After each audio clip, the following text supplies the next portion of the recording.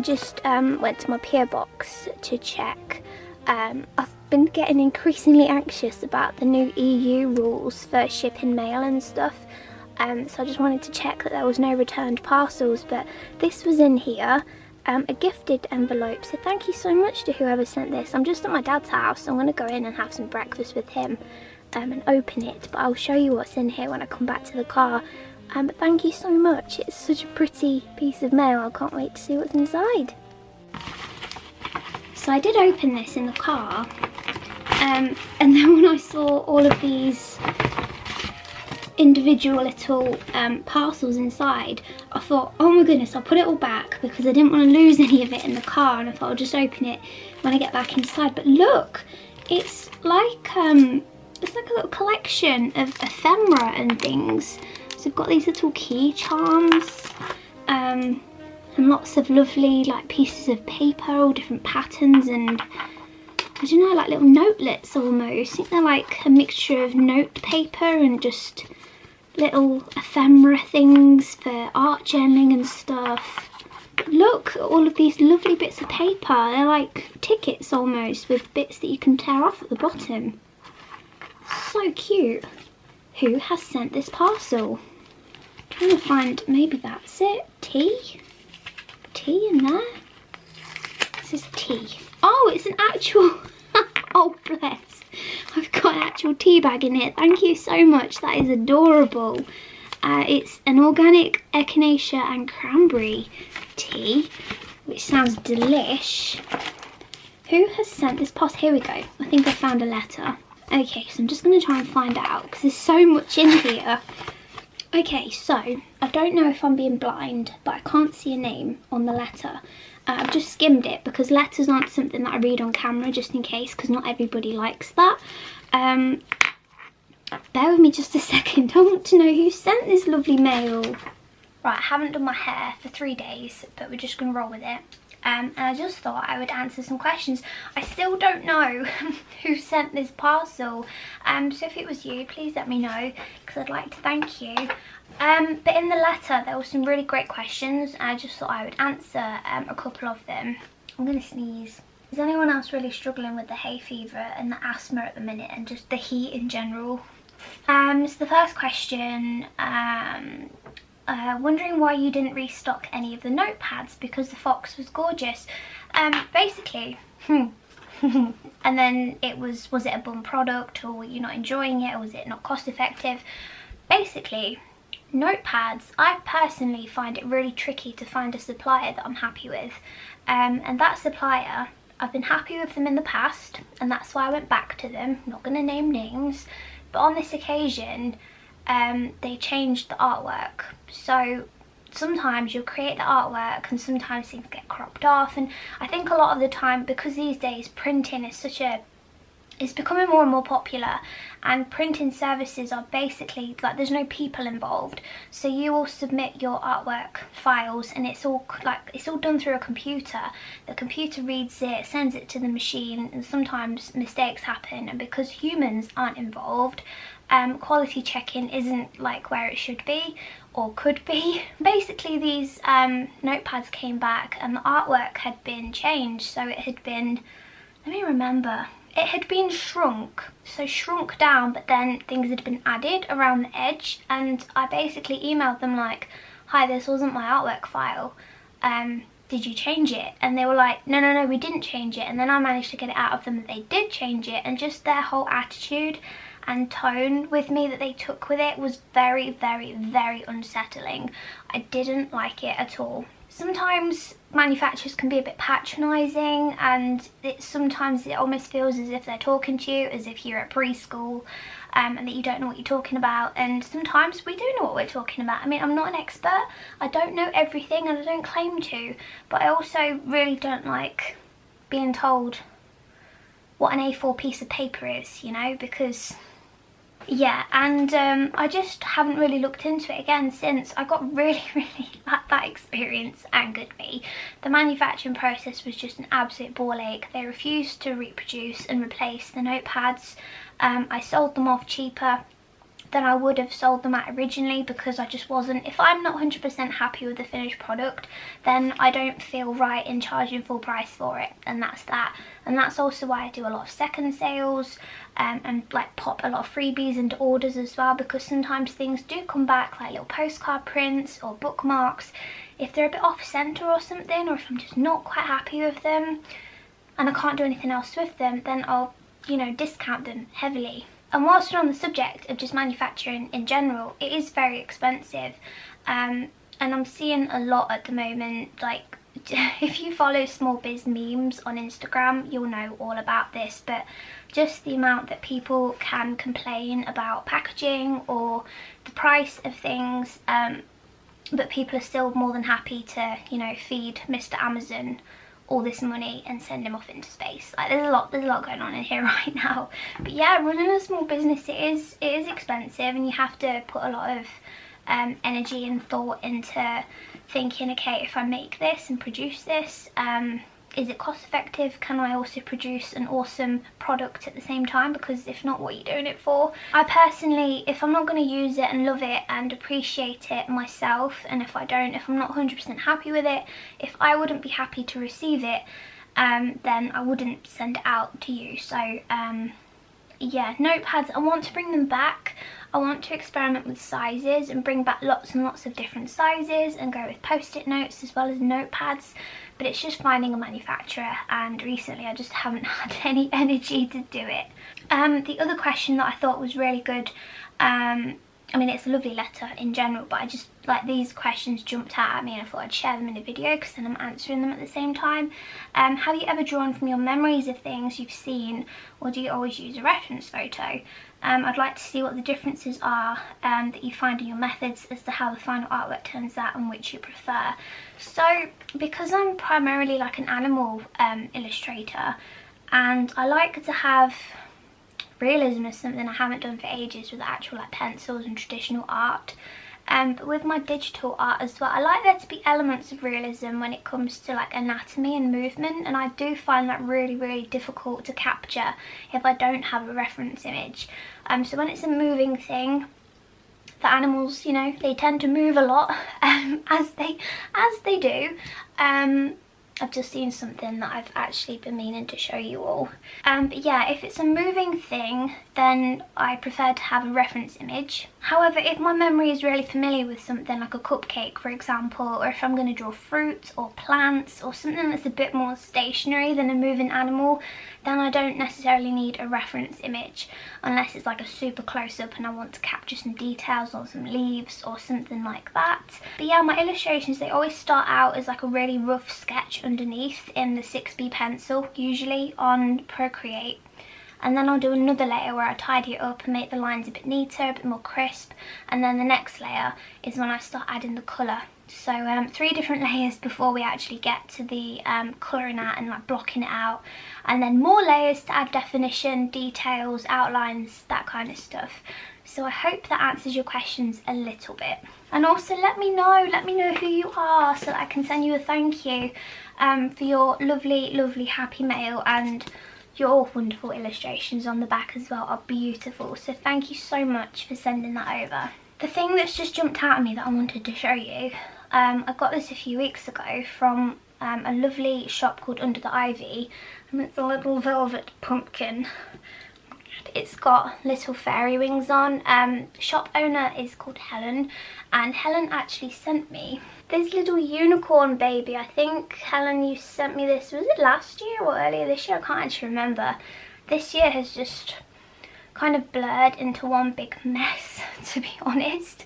But yeah, Helen made me this adorable little like polymer clay unicorn, and it sits on my desk. But when I saw that Helen was actually making and selling these pumpkins, I had to go and buy one because it's a pumpkin, and how can you not? But Helen also makes black, orange and purple pumpkins as well, I think, nearer to Halloween. All different sizes, like some of them are really big, some of them are teeny tiny. I think they come in like a smaller size to this one, but they're also kind of weighty. I think they've got maybe buckwheat in them or something to make them a bit more weighted. So that's just something else that sits on my desk. and brings me joy from Under the Ivy. It's beautiful. So I've actually got a hefty list to get through today. I've got to pack a couple of orders and record a podcast, so I'm going to do that in a minute as well. And I need to make a start on my next collection of washi tapes. So in transparency, that is why I've still been a little bit absent across social media, because I'm just trying to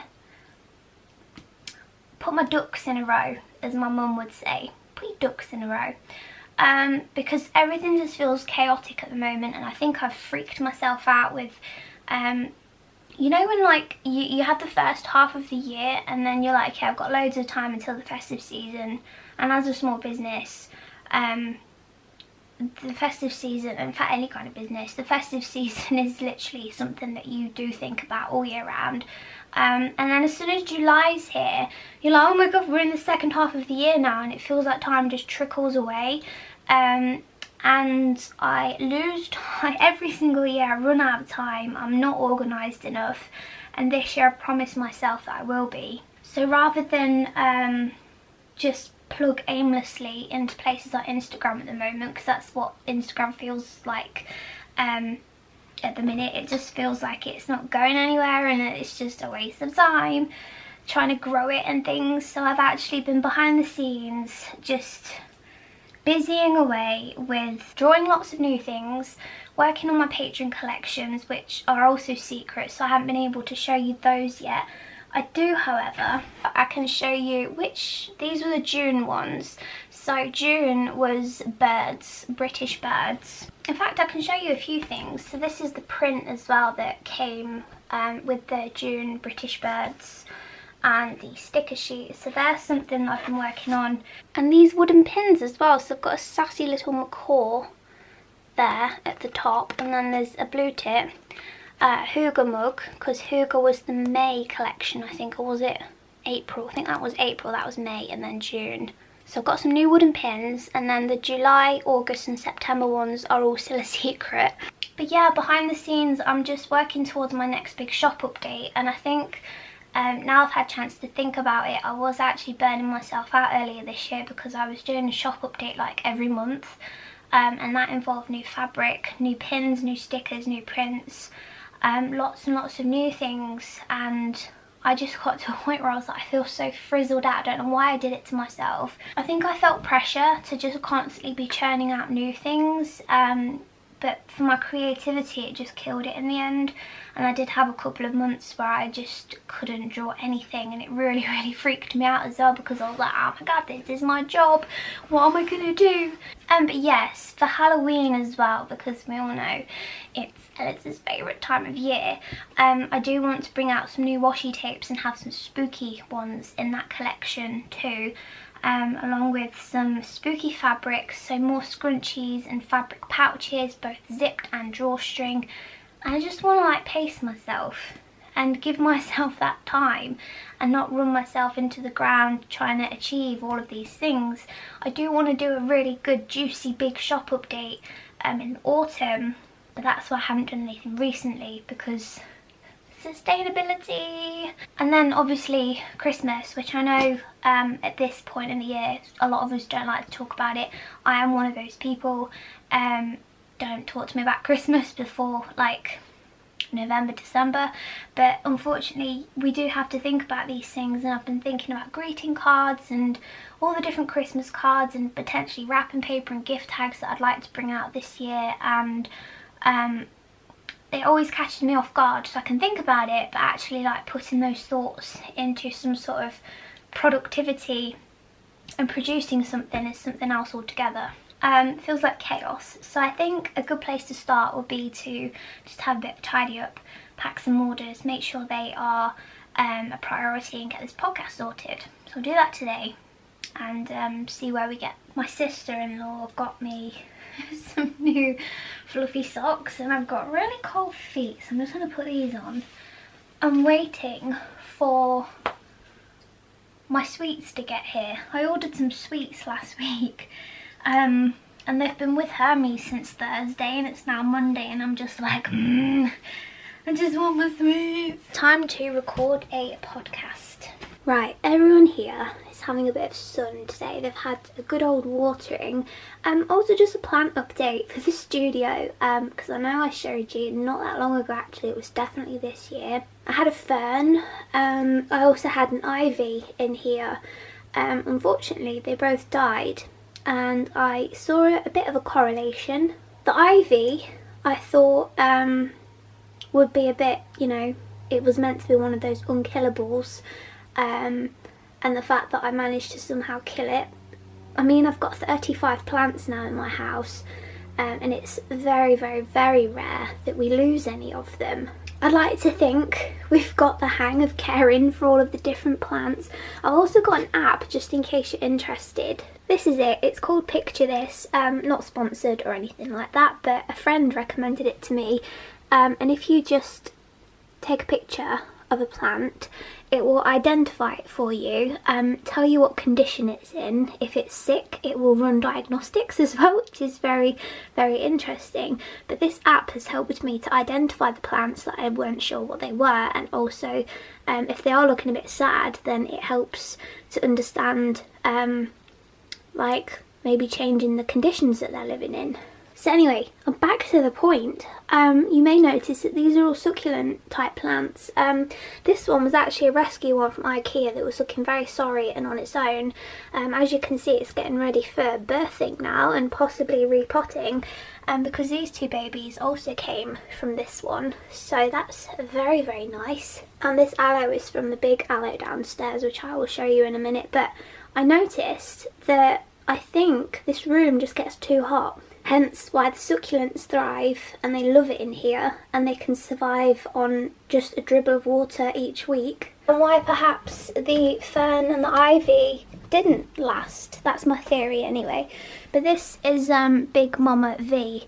Big Mama Vera is forever growing. She's just an absolute beast, and we bought her when she was like this, and that's another baby from Big Mama V. As is this one. Also, both of our peace lilies, this one has 4 flowers. They've not had flowers in them for years, but then this year flowers are just popping up, which is amazing. But also this aloe came from Big Mama V. They need a bit of a clean actually, shameful. Yakov is doing great as always. I'll tell you who is living the dream, Mr. Cheese. It's been a while since we had a Mr. Cheese update. He needs repotting soon, and he also needs a new moss pole because that one, as you can see, is now too small and he's going a bit wild. But this is his newest leaf and it's the biggest. As always, Mr. Cheese is my pride and joy. But anyway, enough of plants, I'm sure it's boring.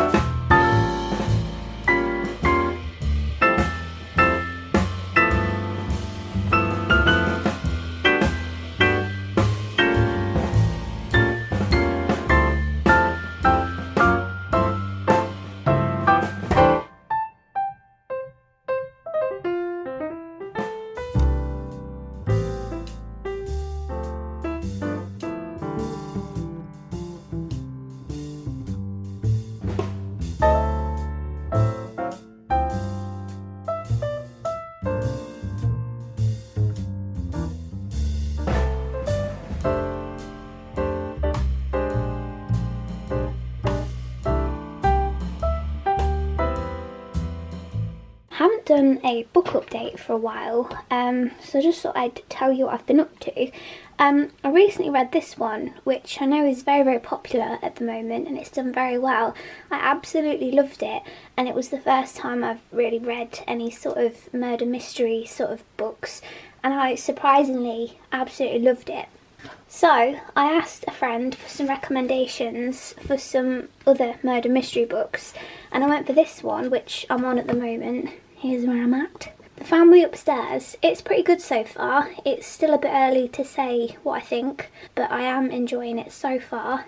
Lisa Jewell. I've never had a book by Lisa Jewell, and I also got this one, which is another like murder mystery one by Alan Bradley, The Sweetness at the Bottom of the Pie. So when I want to flutter back to nicey books, because I do like these ones as well, they're just nice feel-good books. I've got a lovely Carol Matthews one, which is a hardback actually, and I've had it for a while, but I was just trying to finish some other books.